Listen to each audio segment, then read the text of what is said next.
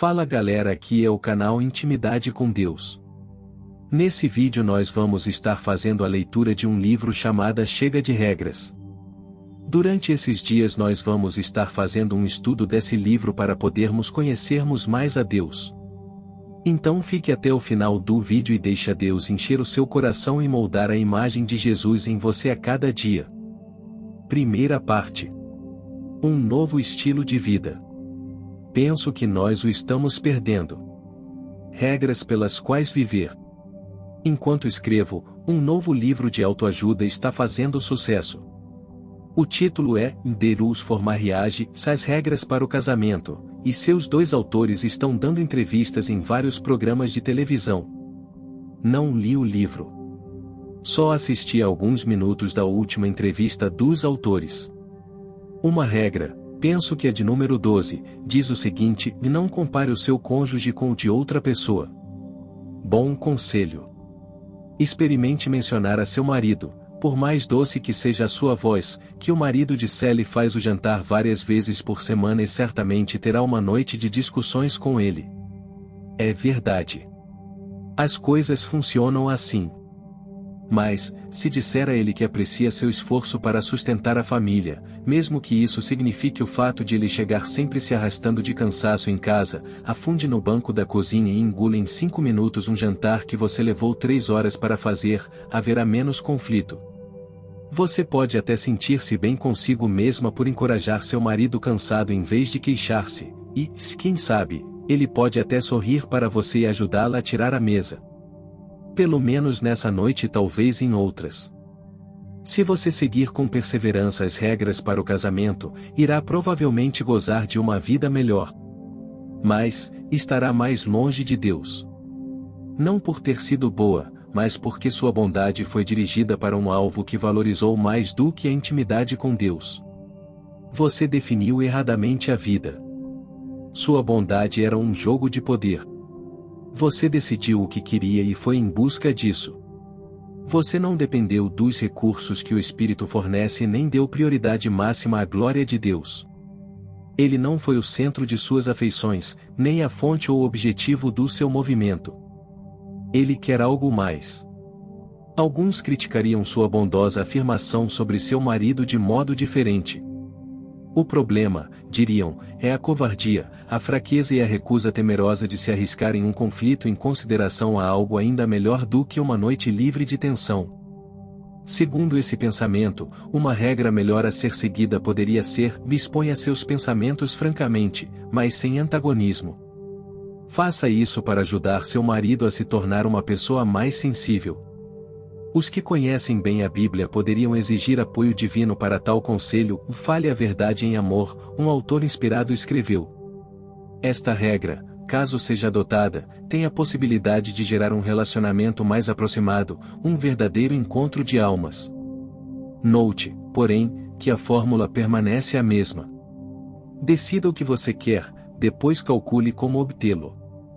No que concerne às regras para o casamento, não me compete indicar se são boas ou mais, se são eficazes para produzir uma vida realmente melhor ou apenas para reduzir o conflito, tampouco se elas são cristãs ou não cristãs.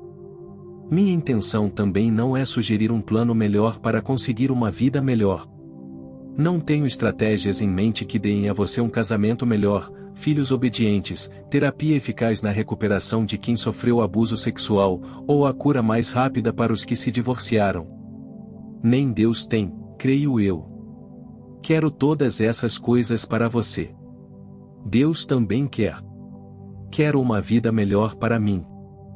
Deus concorda. Mas Ele quer algo mais para nós dois. E só quando buscamos o mais é que Ele concede o menos. Ou, talvez, só nos conceda na próxima vida. Fico perturbado por ver como vivemos sem questionar nossa determinação para fazer a vida dar certo. Todas as nossas esperanças de felicidade estão envoltas nisso. É como se acreditássemos que este é o único mundo em que planejamos habitar. Fico ainda mais perturbado pela suposição quase nunca declarada e incompreendida que jaz debaixo da nossa decisão de experimentar uma vida melhor. A suposição poderia ser chamada de lei da linearidade. É mais ou menos assim. Escolha o que você quer da vida, calcule o que tem de fazer para obtê-lo, depois siga as regras. Escolha o B que deseja, faça em seguida o A que leva a ele. Existe uma estratégia que leva a cada B, seu alvo. Essa é a lei da linearidade. Vou oferecer alguns exemplos. Item: você quer ser espiritual? Pratique então disciplinas espirituais, não para criar espaço para um Deus misericordioso e soberano trabalhar nas profundezas de sua alma faminta e humilde, mas para gerar o nível de espiritualidade que deseja. Existe uma linha entre a prática de disciplinas espirituais e a experiência da espiritualidade, uma flecha apontando da prática O para a experiência B. Você está no controle. B segue-se a A. Item: você quer que a crise com sua filha seja bem resolvida? Consulte um conselheiro experiente especializado em adolescentes, não para discernir onde o espírito está se movendo em meio a esta provação em suas vidas, mas para construir uma ponte entre você e sua filha para que vocês duas possam se reencontrar num abraço caloroso e reconfortante. Há um A que leva ao B que você deseja. Não se preocupe com o fato de essa reconciliação com sua filha ter se tornado uma prioridade maior do que a aproximação de Deus. Vá em busca da vida melhor que deseja. Item: você quer vencer seu vício sexual? Junte-se a um grupo de homens que sejam sérios sobre a pureza moral, não para deleitar-se na graça de Deus e descobrir como anseia conhecê-lo, mas para encontrar a ajuda que precisa a fim de manter-se afastado da pornografia. O ponto é firmar a sua vida, e não fechar-se para Deus. Existe um meio de fazer isso. A lei da linearidade declara: seja prático. Calcule o que é necessário para resolver o seu problema. Em termos gerais, todos queremos que a nossa vida funcione bem, para tornar-nos melhores do que eles ou permanecermos tão bons quanto eles. Quando esse desejo se torna nosso alvo, o objetivo ao qual damos mais valor, acreditamos que a lei da linearidade é eficiente. Queremos crer que existe um A que podemos fazer nos levar ao B que desejamos. Nossas vidas se tornam então um esforço contínuo para descobrir e seguir os princípios que irão prover uma vida que nos faça sentir bem. Isso dá certo algumas vezes. Fique calmo em vez de gritar quando sua filha adolescente lhe conta que está grávida, e você poderá preservar um relacionamento bastante bom para enfrentar a crise. Seja honesto com um grupo de homens sobre seus problemas sexuais, e você poderá resistir melhor à tentação. Passe tempo em oração contemplativa e lícito divina, um modo especial de ouvir o Espírito enquanto lê a Bíblia, e poderá sentir-se mais perto de Deus. Mas, pode acabar mais distante de Deus se pensa que esses princípios e métodos produzirão a vida melhor que deseja. Não é assim que as coisas funcionam. O livro As Regras para o Casamento é um novo best-seller. A Bíblia, o maior best-seller de todos os tempos, é julgado por muitos como aquele que oferece as verdadeiras regras para a vida. Em nosso juízo, entretanto, acreditamos que o recente sucesso editorial, As Regras, e nos ensina a depender da lei da linearidade para obtermos a vida que desejamos. Ele oferece princípios a serem seguidos para alcançarmos o que queremos da vida. Essa é a nossa opinião. Não admira que seja tão popular. E não admira que mude tão pouco as vidas de seus leitores. Quando vivemos para fazer a vida funcionar, quer sigamos a sabedoria natural ou os princípios bíblicos, tornamo-nos orgulhosos ou desanimados, presunçosos ou passamos a odiar a nós mesmos. Os cristãos não são exceção. Quando um pai cristão adota com perseverança um método piedoso ao criar os filhos, a fim de que venham a ser cidadãos respeitados, quando isso funciona, esse pai se torna mais orgulhoso do que grato. Mas, o orgulho é disfarçado. É verdade, meus filhos saíram melhor do que o esperado. Mas, não me surpreendo. O tempo que passei com eles foi proveitoso. Orei por cada um, pelo nome, todos os dias. E Deus sempre responde às orações. Sei que devemos fazer a nossa parte. Pela sua graça, penso que fiz a minha, não perfeitamente é claro, mas com um bom resultado. Mantive limites definidos. Envolvi-me e brinquei com eles, mas eles sempre souberam de quem provinha a autoridade. Era pai deles e não um amiguinho. As crianças querem isso. Elas se sentem mais seguras quando brincam num quintal fechado. Deus é fiel. Ele é bom. Eduquei meus filhos segundo a sabedoria divina, e Deus providenciou que eles se tornassem jovens excelentes. É assim que funciona. O pior sermão que já ouvi foi feito por um homem de meia idade que me fez pensar num pavão impertigado quando falou. Durante 35 minutos ele explicou como removerá a insensatez de seus filhos com uma vara de correção e incutir a sabedoria neles mediante devoções regulares em família. A mensagem era clara e fiz o que me competia fazer. Deus abençoou meus esforços. Folgo agora a vida melhor de ter filhos piedosos. Quando a lei funciona, tornamo-nos orgulhosos, embora finjamos ser gratidão. E desanimamos profundamente os pais que se esforçaram ao máximo para fazer a coisa certa e agora sofrem por causa de um filho viciado em drogas e uma filha rebelde, sexualmente ativa. Quando a lei não funciona, supomos que simplesmente não a seguimos como devíamos. Acreditamos que alguém falhou, geralmente nós. Tornamo-nos mais derrotados do que confiantes. Não nos ocorre que a lei pode não estar mais vigorando. O marido de Maria a abandonou há 10 anos, depois de 22 anos de casamento. Ela ficou desnorteada. Nunca pensou que isso pudesse acontecer. Depois de ouvir minha palestra sobre a lei da linearidade, ela quis falar comigo. Eis o que disse. Nunca pensei nisso antes, mas os meus pensamentos são governados por essa lei. Desde o divórcio, acordo de manhã pensando no que fiz de errado que resultou em dormir sozinha. Tenho me sentido tão confusa. Nunca consegui acreditar que fosse uma esposa tão má assim. Não era.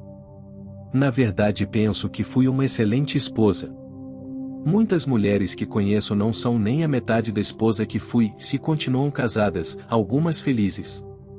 Não sei o que pensar. Tento convencer-me de que a culpa cabe toda a ele. Era realmente um crápula. Mas, vejo agora que se culpar a ele ou a mim, estaria procurando uma explicação. E isso é pensamento linear.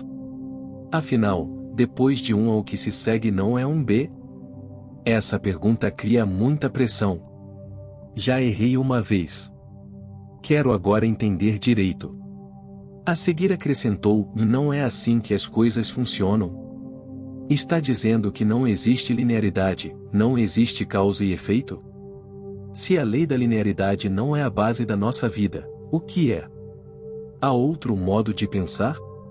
Há. Como veremos, as regras da vida foram substituídas pela oportunidade de viver. A pressão acabou. Nossos padrões fixos. Enquanto escrevo este livro, estou me encaminhando para a 6ª década da minha vida. Meu cabelo ficou branco, 2 criancinhas me chamam de vovô, 25 minutos de trabalho árduo me parecem equivaler a escalar o Monte Everest, mas posso fazer um retrospecto de quase meio século de vida como cristão. Decidi tornar-me seguidor de Jesus aos 8 anos, quando um monitor do acampamento deu instruções aos seus alunos para olharem fixamente para a fogueira ao redor da qual nos reuníramos. Meninos, disse ele, vocês têm uma escolha a fazer. Confiar em Jesus como seu Salvador ou queimar para sempre no fogo do inferno. Dita dessa maneira, a escolha não parecia exigir muito de nosso cérebro. Eu sabia o que fazer para fugir do inferno e ir para o céu. E foi o que fiz. Eu queria. Eu sabia que ao A seguisse o B, coloquei então o A no lugar. O padrão foi fixado. O que mais que eu quisesse que Deus providenciasse, supus que poderia obter fazendo a escolha certa. Minha parte era calcular o A requerido e fazê-lo, o A dele era prover o B que eu desejava. Entendi mal. Eu não fiz nada meritório para ganhar o céu. Apresentei-me simplesmente a Deus. Aproximei-me como estava. Não posso fazer nada de bom para organizar a vida que desejo, certamente nada que a garanta. Lembro-me da pressão que senti quando me tornei pai ainda jovem. Para compreendê-los é preciso envolver-se calorosamente com eles, despender tempo e ser firme em suas colocações. Para formá-los bem, reitere com frequência a disciplina com amor santo e não ira descontrolada, e seus filhos vão se tornar homens de caráter. Durante muito tempo, embora não tivesse expressado isto desta forma, considerava o cristianismo o melhor sistema disponível para fazer a vida funcionar. Entramos na vida cristã sendo salvos, confiando em Jesus para pagar pelos nossos pecados, vivemos como cristãos, fazendo o que é certo ou para que Deus nos abençoe muito. Somos salvos achegando-nos como estamos. Isto garante o céu mais tarde. Vivemos fazendo o que é necessário. Isso garante bênçãos agora. Era isso que eu pensava. Se fizermos as coisas certas, gozaremos de paz profunda. Nossos filhos vão amar-nos, nossas almas serão revigoradas e tranquilizadas, nossos ministérios vão nos satisfazer de modo que nos sintamos realmente bem com nós mesmos e entusiasmados com a vida enquanto vivermos. Levo uma vida linear e desejo que ela funcione. Por isso estou disposto a fazer o que for necessário para que isso aconteça. Pergunto-me agora por que sinto tanta pressão e luto com tantas desilusões e dúvidas. Quando as coisas vão bem, digo publicamente, louvado seja Deus, e sussurro em surdina, é claro. Fiz o que me mandaram. Fiz a coisa certa. Quando as coisas não andam bem, declaro publicamente, Deus está trabalhando para o meu bem. Confio nele, e dizia com meus botões, o que fiz de errado. Em todo lugar. Sem culpar ninguém, creio que absorvi a suposição da linearidade da cultura cristã. Sou naturalmente atraído para a linearidade porque ela me permite maior controle dos meus atos. A ideia que tenho dela me foi comunicada de inúmeras maneiras como a base apropriada da vida cristã. A maioria dos sermões que ouvi, dos livros cristãos que li, assim como quase todos os conselhos que recebi ensinavam a linearidade de maneira explícita ou implicitamente, sendo esta última mais contundente. A ideia está em todo lugar. É o nosso modo de pensar. Ouço apenas algumas sentenças de que me lembro que causaram impacto. Tenho milhares dentre as quais escolher. Tive ocasião de ouvir um conhecido líder cristão, um homem que admiro e respeito, dizer certa vez a um grupo de outros líderes: devemos convencer o mundo de que o cristianismo é verdadeiro e produz muitos frutos. A família é um meio adequado. Precisamos de pais cristãos para demonstrar que educar filhos segundo o plano de Deus produz o tipo de filhos que todo pai deseja. Outro homem, um presbítero numa igreja que frequentávamos quando nossos filhos estavam na pré-escola, estava contando sobre seu filho adulto. Com o rosto brilhando de prazer, ele compartilhou: ele acabou de receber uma ótima promoção no trabalho. Seu salário quase dobrou. Deus é tão fiel. Lembro-me de quando nosso filho entregou sua carreira a Deus. Vejam o que está acontecendo agora.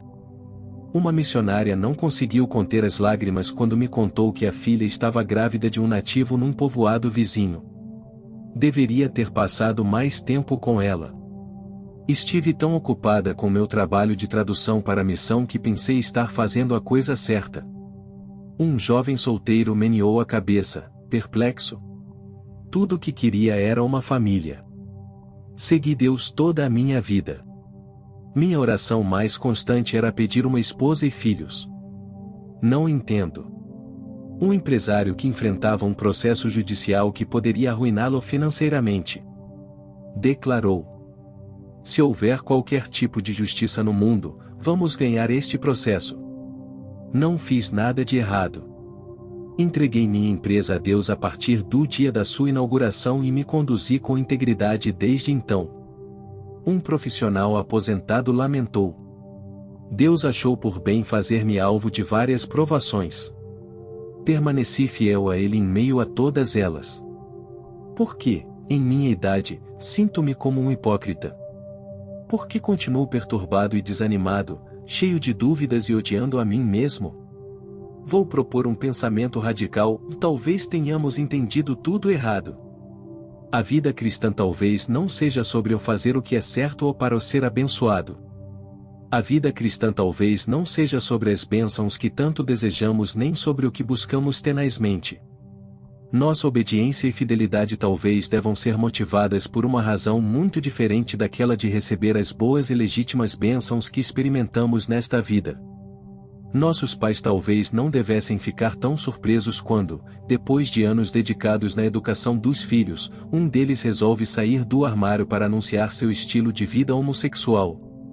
Um marido amoroso, que falhou como todos os maridos falham, mas cumpriu com o seu compromisso de casamento e honrou o melhor possível, não deveria ficar atônito ao descobrir que sua mulher o deixou por outro homem. A jornada espiritual não é sobre viver como devemos, para que a vida funcione como desejamos. O caminho não é linear. Não se trata de alcançar a maturidade de uma boa autoimagem e desenvolver a energia para fazer coisas boas, é preciso descer até o quebrantamento do autodesespero e aprofundar nosso discernimento de quão pobremente amamos em comparação com os padrões tentaríamos. Não é necessário esforçar-se muito para fazer o que é certo, a fim de nos apresentarmos diante de Deus para receber as bênçãos que desejamos, é saber chegar até Ele como somos, honestamente, sem pretensões, convencendo-nos cada vez mais de que não podemos fazer as coisas certas por mais que tentemos depois de ouvir o sussurrar do Espírito, e bem-vindo. Você está em casa. É amado. Terá poder para falar com a sua própria voz e ouvir a voz de Deus que se derrama sobre você como um canto cheio de amor. A jornada secular arraiga-se na linearidade, a servidão do controle, faça isto e aquilo acontece. É assim que as coisas funcionam. Você terá a vida que deseja se viver bem e sabiamente. A jornada espiritual arraiga-se na liberdade da graça, e venha como está, mesmo temeroso, mas em paz. Depois viva a vida de acordo com o que é certo porque tem esse privilégio e deseja ser piedoso. As atitudes corretas são o único caminho para uma vida prazerosa. A vida pode prover-nos de ricas bênçãos. Ou talvez não. De qualquer modo você pode conhecer a Deus. Defeitos graves. 3 passagens que representam, segundo creio, toda a mensagem da Escritura me persuadiram de que uma compreensão linear da vida cristã tem defeitos graves. Vou listar cada uma com um breve comentário, antes de discutir o seu significado no próximo capítulo. A primeira passagem estabelece a lei da linearidade como a base da vida melhor das bênçãos de Deus, enquanto resume as condições de um arranjo que Deus efetuou com seus filhos do Antigo Testamento. Guardai, pois, as palavras desta aliança e cumpri-as, para que prospereis em tudo quanto fizerdes. Deuteronômio 29:9. Na segunda passagem, o escritor nos diz que Deus anulou essa lei da linearidade. Portanto, por um lado, se revoga a anterior ordenança, por causa de sua fraqueza e inutilidade. Pois a lei nunca aperfeiçoou coisa alguma, e, por outro lado, se introduz esperança superior, pela qual nos chegamos a Deus. Hebreus 7:18, 19. O primeiro acordo de fazer o bem para assegurar as bênçãos de Deus foi substituído por outro. A lei da liberdade foi estabelecida como um meio de alcançar uma esperança superior em vez de uma vida melhor. Essa esperança superior é a intimidade com Deus. Em qualquer circunstância ou condição, podemos nos achegar a Deus e extrair dele a nossa identidade, encontrar a força para perseverar e experimentar a alegria da antecipação, com uma prelibação ocasional do que está para vir. Agora a terceira passagem. Lembre-se das palavras de Paulo, mas agora, morrendo para aquilo que antes nos prendia, fomos libertados da lei, para que sirvamos conforme o novo modo do Espírito, e não segundo a velha forma da lei escrita. A pressão acabou. Vamos considerar agora um pouco mais essas 3 passagens-chave. Estávamos servilmente sujeitos aos rudimentos do mundo, e mais agora que conheceis a Deus ou, antes, sendo conhecidos por Deus, como estáis voltando, outra vez, aos rudimentos fracos e pobres, aos quais, de novo, quereis ainda escravizar-vos. Gálatas 4:3-9. O apóstolo Paulo mostra surpresa e confusão ao ver que o povo que tinha a oportunidade de se aproximar de Deus valorizava mais a vida melhor de bênçãos do que a esperança superior de intimidade.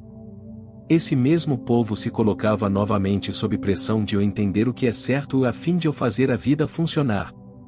Milhares de cristãos estão seguindo Jesus para obter uma vida melhor de bênçãos agora. Pensamos que é nosso direito de nascimento.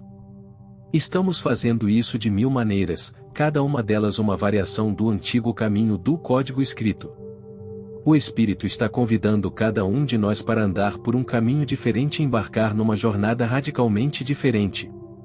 Somos chamados para ir como estamos, ousadamente, sem temor, embora nossas almas pareçam, às vezes, uma fossa enlameada sem água corrente à vista. Entregamo-nos a Deus para que Ele decida revelar quão perto já estamos dele em cada circunstância da vida e possa nos atrair ainda mais. Esse é o novo caminho do Espírito. 3 passagens contam a história. Pense em como você se sentiria se Deus aparecesse e lhe dissesse: "Este é o trato. Você segue os meus princípios e providenciarei para que a vida seja exatamente como você quer." Você poderia primeiro reagir com entusiasmo. Diga-me quais são as suas regras e vou segui-las. Começaria então a trabalhar. Faria provavelmente o seu melhor para comportar-se como foi instruído. Se as coisas caminharem bem, ficaria inclinado a dar o crédito da sua boa sorte ao fato de agir corretamente, à sua justiça. Se fossem mal, poderia ficar ressentido ou desanimado: o que mais ele queria de mim?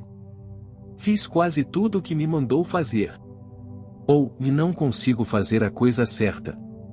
Devo ter feito algo muito errado para a vida ficar deste jeito. Não são boas notícias. Grande parte dos evangélicos rejeita os ensinamentos geralmente conhecidos como o Evangelho da Prosperidade ou o Evangelho da Saúde e da Riqueza. Sabemos que esses ensinos são errados. O sofrimento acontece independentemente de as pessoas orarem ou não. Indivíduos piedosos ficam velhos e fracos. Os servos fiéis de Cristo falham no ministério. Alguns morrem jovens. Seguidores sinceros de Jesus sentem-se deprimidos e desajustados, odiando o orgulho, a sensualidade e a insegurança que permanecem dentro deles depois de anos dedicados a viver para Cristo da melhor maneira possível. Deus não é uma máquina automática de vendas. Não colocamos o troco certo e pegamos na bandeja a doce bênção que desejamos. A vida não é assim. Sabemos disto. Mas, algumas vezes introduzimos nossa própria versão dessa ideia em nosso entendimento da vida cristã. Embora deploremos a noção de que saúde e riqueza estejam disponíveis quando exigidas, gostamos da ideia de que bênçãos legítimas são dadas aos que satisfazem os requisitos. A Bíblia diz isso, bem ali na primeira dessas 3 passagens representativas. Guardai, pois, as palavras desta aliança e cumpri-as, para que prospereis em tudo quanto fizerdes. Deuteronômio 29:9. Encontramos o mesmo pensamento em vários outros lugares, tais como: reconhece-o em todos os teus caminhos, e ele endireitará as tuas veredas. Ensina a criança no caminho em que deve andar, e, ainda quando for velho, não se desviará dele. Queremos uma vida boa. Podemos defini-la mais espiritualmente do que os pregadores do tipo diga, o, que, quer, e, se, apropria a bênção. Podemos levar em consideração o lamento do salmista de que as trevas eram seu único amigo e sua preocupação de ter lavado as mãos inutilmente. Mas, continuamos afirmando que a vida boa de bênçãos legítimas é um objetivo valioso e pode ser alcançada vivendo de maneira fiel e obediente aos princípios bíblicos. Bons relacionamentos familiares e experiências comunitárias aliados a um bom ministério que nos dê algum significado e satisfação pessoal das boas experiências de Deus podem nos trazer bênçãos. Tudo o que temos a fazer é viver piedosamente, orar muito e esperar grandes feitos do nosso grande Deus. Note-se, porém, algo que é facilmente ignorado. Uma vez que aceitemos este arranjo linear, A e depois B, você faz isto, Deus fará aquilo, não só a pressão se instala, mas o fracasso é garantido. Descobrimos-nos no mesmo apuro que Israel. Não podemos cumprir nossa parte do trato. Quando Deus instruiu seu povo para seguir cuidadosamente os termos da aliança, ele não estava estabelecendo um padrão razoavelmente alto. Não estava preparado para conceder bênçãos a pessoas que seguissem suas regras razoavelmente bem. O padrão era a perfeição, perfeito para Deus e para outros a cada momento, em cada intercâmbio. Não puderam fazer o que era certo, tampouco nós. Nos versículos que seguem de perto a nossa passagem, Deus tornou terrivelmente claro o que aconteceria se o povo escorregasse, porém, se o teu coração se desviar, e não quiseres dar ouvidos, e então, hoje, te declaro que, certamente, perecerás. 4. A lei da linearidade não constituiu então boas notícias, mas, se me não ouvirdes e não cumprirdes todos estes mandamentos, então, imporei sobre vós terror, a tísica e a febre ardente, que fazem desaparecer o lustre dos olhos e definhar a vida. Porque enviarei para o meio de vós as feras do campo, as quais vos desfilharão, e eu lhes meterei no coração tal ansiedade, nas terras dos seus inimigos, que o ruído de uma folha movida os perseguirá, ou fugirão e cairão sem ninguém os perseguir. E essas não são boas notícias hoje. A razão para a vida reta mudou.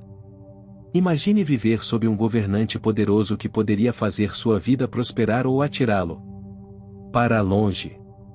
Suponha que ele desse uma série de ordens que, se seguidas, seriam recompensadas com magníficos presentes, mas se desobedecidas no menor detalhe, resultariam em tortura agonizante. Imagine também que suas leis incluíssem exigências de nunca se queixar, nunca se irritar com ninguém, reconhecer as necessidades dos outros antes das suas. Obedeça perfeitamente a lei e goze de bênçãos ilimitadas. Infrinja um item, apenas um, e você passa o resto da vida na prateleira. Tenha cuidado, seu governante tem olhos em toda a parte. Nenhum erro passa despercebido. Se você se subjugar aos padrões dele por algum tempo, não poderia descansar nas bênçãos concedidas. Ficaria preocupado demais com a ideia de cometer algum erro. E, quando falhasse, iria provavelmente gritar injustiça enquanto era levado para a prisão. Você sabia que eu jamais poderia alcançar seus padrões. Não me deu uma chance. A vida sob a dura lei da linearidade seria insuportável. Mas, se alguém o livrasse desse arranjo, não porque a lei fosse injusta, mas porque você não era suficientemente bom para cumpri-la. Se alguém descobrisse um meio de permitir que vivesse como um filho ou filha amada do rei, com uma posição real não estabelecida pelo desempenho, mas pelo relacionamento, você ficaria profundamente grato. Seu único pensamento seria conhecer essa pessoa e aproximar-se dela. Essa história é verdadeira. Não se trata de um conto de fadas. Aconteceu. O Salvador veio. Este é o resultado. Portanto, por um lado, se revoga a anterior ordenança, por causa de sua fraqueza e inutilidade. Pois a lei nunca aperfeiçoou coisa alguma, e, por outro lado, se introduz a esperança superior, pela qual nos chegamos a Deus. Ou Hebreus 7:18, 19. Fomos libertados do cativeiro para um sistema anterior justo, mas impossível de ser cumprido. A regra anterior foi posta de lado. Embora a ordem permaneça tanto na esfera física quanto na moral, a lei moral da linearidade foi abolida como base mediante a qual bênçãos e maldições são distribuídas. 115. Considere agora o que isso significa. Nosso arranjo com Deus mudou. A prosperidade e a provação não dependem mais do nosso desempenho. Maus pais têm, às vezes, bons filhos. Bons pais têm, às vezes, maus filhos ou filhos que fazem coisas terríveis. O princípio da influência naturalmente permanece. 100 pais que amam a Deus e educam seus filhos irão criar um número maior de filhos responsáveis do que 100 pais egoístas, que não se envolvem É preciso senso prático para viver sabiamente como pais, cônjuges, amigos e trabalhadores. O livro de Provérbios torna isso claro. Mas, agora, sob o novo trato, a razão para viver retamente mudou. Não dependemos mais de uma relação linear entre performance e bênção para obter a vida que desejamos. Esse arranjo foi misericordiosamente declarado obsoleto, tendo sido substituído por algo novo e melhor. 6. O trato sob o qual a vida melhor de bênçãos é prometida aos que seguirem perfeitamente os princípios de Deus foi substituído por outro novo. Está agora disponível a melhor esperança de intimidade com um Deus que determina ou retém soberanamente as bênçãos segundo um plano invisível. Ela está disponível a qualquer momento e em qualquer circunstância para aqueles que se aproximam de Deus agarrados a Jesus. Um bom amigo derramou recentemente seu coração numa carta para mim. Sou tão absorvido em mim mesmo que isto me desgosta. Luto para viver bem em meio às exigências esmagadoras sobre a minha vida e o meu tempo. Algo parece estar falindo, faltando, que não posso explicar ou descrever. Alguma coisa em mim parece estar à deriva, solta, se isso me dá medo. Meu amigo está falido, embora não completamente. Duvido que qualquer um de nós se torne completamente arruinado a ponto de não ver a piedade. Mas ele está significativamente arruinado, mais pela sua desgraça do que pela sua indigência. Ele se sente terrível. Deus parece ausente. Quando as coisas vão mal, esse homem fica tentado a culpar seu infortúnio pelo seu fracasso. Se eu pudesse ser mais bondoso, um pouco menos ocupado, meu casamento seria melhor. Talvez Deus me abençoasse mais. Esse é o modo de pensar do antigo caminho. O sangue de Jesus abriu um novo e vivo caminho. Uma direção diferente a ser tomada, quer a vida esteja funcionando bem ou desmoronando, quer estejamos mais conscientes de nossa bondade ou nosso egocentrismo. No novo caminho, a pressão foi removida. Viver melhor pode ou não melhorar as circunstâncias da nossa vida. Mas agora o nosso apetite é diferente. Queremos algo melhor do que a vida melhor de bênçãos. Se meu amigo pudesse ler nas profundezas de seu coração, se, como eu, ele pode. Ocasionalmente, descobriria um desejo de aproximar-se de Cristo que é na verdade mais forte do que o seu desejo de tornar-se uma pessoa melhor ou gozar uma vida melhor. Ele é convidado, da maneira como está, a passar pela pesada porta que agora permanece aberta para a presença literal de Deus.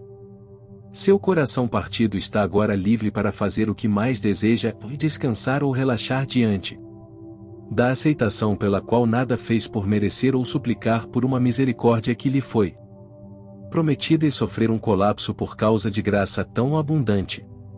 Ao fazer isso, seu coração vibrará com o desejo de agradar aquele que o tirou de sob a lei esmagadora da linearidade. Estará agora livre para viver melhor e não para fazer com que ela corra mais suavemente, não para arranjar bênçãos adicionais, mas agradar essencialmente aquele que o livrou da pressão. Você deseja ser escravizado? Este arranjo apresenta, porém, duas dificuldades. Primeira, requer que entreguemos o controle do que acontece em nossas vidas e confiar em Deus para fazer o que Ele acha melhor. Momentos tranquilos e oração fervorosa não garantem que o câncer não vai voltar, nem asseguram ampliação e maior eficiência do ministério. Preferimos pedir que sejamos mais influentes, caso não saibamos controlar as bênçãos que nos forem dadas. Segunda, é mais difícil desfrutar de Deus do que de suas bênçãos. Ofereça a uma criança pequena a escolha de ter o papai em casa na manhã de Natal sem presentes ou o papai ausente e uma pilha de presentes debaixo da árvore. A criança talvez escolhesse os presentes. Só os que Alcançaram a maturidade dão mais valor à bênção da presença do que à bênção dos presentes. Até que desenvolvamos preferência por Deus, preferimos uma vida melhor de bênçãos de Deus a uma esperança melhor de intimidade com Ele. E por preferirmos o controle acima da confiança, voltamos a uma espécie mais aceitável de linearidade, uma versão pessoal, que podemos manipular para que a vida funcione como desejamos. É a situação refletida na nossa terceira passagem representativa. Estávamos servilmente sujeitos aos rudimentos do mundo. Mas agora que conheceis a Deus ou antes, sendo conhecidos por Deus, como estáis voltando, outra vez, aos rudimentos fracos e pobres, aos quais, de novo, quereis ainda escravizar-vos? Gálatas 4:3-9. Nossa resposta, claro que sim. A palavra traduzida o rudimento só significa literalmente o sequência. É usada pelos gregos para referir-se a elementos em sequência como letras no alfabeto. A sequência básica que poderia ser observada ao analisar como as coisas funcionam não era a sequência rígida da linearidade santa estabelecida por Deus. Por rudimentos do mundo ou princípios básicos do mundo, o NVI, Paulo queria indicar a ordem natural pela qual a vida podia ser administrada. Princípios de vida eficaz comuns a todos os sistemas religiosos e éticos. O objetivo deles era sempre o mesmo: melhorar a vida. Esforce-se muito e irá provavelmente ganhar dinheiro suficiente para gozar a vida. Persevere, e o fracasso pode vir a transformar-se em sucesso. Poupe para os dias chuvosos e você não vai se afogar quando as tempestades vierem. Seja um pai, não um amiguinho, para seus filhos, e eles se sentirão provavelmente mais seguros. Esses princípios expressivos apelam tanto para os cristãos como para os não cristãos. Um orador no dia da formatura diz aos formandos que o trabalho árduo e a paciência produzem dividendos. E isso é verdade. Nem sempre, mas com frequência. Ouço Paulo observando os cristãos gálatas e imaginando como vocês podem viver para as bênçãos de Deus quando a bênção suprema da sua presença está disponível? E como podem menosprezar seus padrões santos, rebaixando-os a princípios éticos gerais, que então seguem a fim de conseguir as bênçãos que desejam? Quão insensatos podem ser! Por terem admitido os seus fracassos e fraquezas e confiado em Cristo, Deus concedeu a vocês a vida. Acham que vão agora viver essa vida fazendo um número de coisas suficientemente certas para persuadir Deus a dar-lhes o que querem? Foram salvos pela graça e crescerão pela graça. A lei da linearidade terminou. Sejam gratos. Essa lei impõe a pressão intolerável de viverem perfeitamente a fim de viver bem. Vocês agora se encontram na lei da liberdade. Fiquem firmes. Vivam como homens e mulheres livres. Bastam alguns minutos de busca numa livraria cristã para ver como preferimos a linearidade barata em vez da liberdade pura. Rebaixamos a barra dos padrões não rebaixáveis de Deus a um nível que possamos alcançar com sucesso. Seguimos então os princípios de Deus, nunca perfeitamente, mas o mais de perto possível para poder esperar que as bênçãos venham sobre nós. Quando isso acontece, ficamos presunçosos. É claro que ganho bem. Dei regularmente o dízimo desde que recebi o meu primeiro ordenado. Quando as bênçãos não chegam, ficamos confusos. Eu não era uma esposa tão má assim. Por que ele me deixou? Essas são as nossas dificuldades com o novo caminho. Insistimos em reter algum controle sobre os resultados de nossos atos.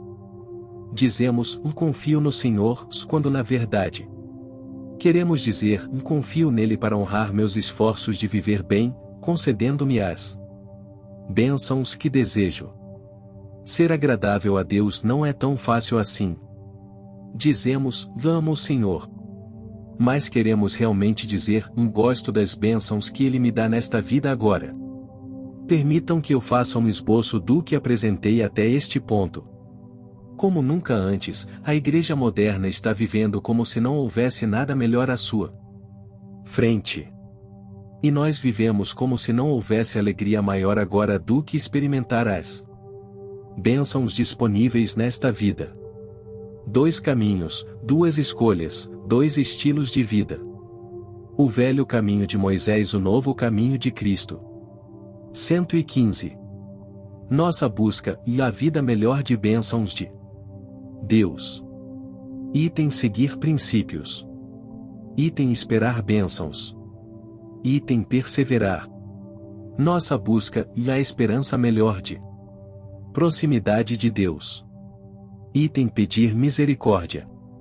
Item descobrir a graça. Item experimentar descanso. A pressão está ligada, a pressão está desligada.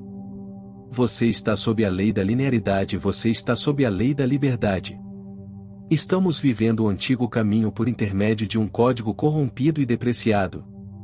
Reduzimos a lei santa de Deus a princípios eficazes e pensamos que, ao segui-los razoavelmente bem, a vida vai funcionar como queremos. A seguir, ficamos orgulhosos quando acontece, derrotados quando não acontece. De qualquer modo, a pressão está ligada. Insistimos em bênçãos e aceitamos a responsabilidade pelo seu desempenho a fim de obtê-las. Há um novo modo de viver. A pressão do desempenho é aliviada. E uma alegria maior do que uma vida boa, como quer que a definamos, se torna disponível. O novo caminho é um arranjo melhor. Para milhares de cristãos em todo o mundo, porém, ele não tem atração. Vou dedicar o restante deste livro à apresentação do novo caminho do Espírito de tal modo que, quando eu orar, venha despertar o apetite para a esperança melhor de aproximar-se de Deus. No entanto, não tenho poder para fazer com que isso aconteça. Espírito Santo, revela aos nossos corações que, por causa de Cristo, a pressão acabou, há um novo estilo de vida, e ele é melhor do que o antigo. Bom, espero que essa leitura possa ter tocado no seu coração. Porque, com esse canal nós queremos fazer com que você fique mais íntimo de Jesus, e quando você pensar em Jesus você pense nele como um pai. Nós vamos continuar a leitura desses livros todas as terças-feiras, então fica ligado aqui no canal. Não perde o vídeo de quinta-feira, porque nós vamos ver cada detalhe e o que a gente pode aprender com o que lemos hoje. Então deixe o seu like, se inscreve no canal e compartilha essa palavra para estarmos abençoando mais pessoas.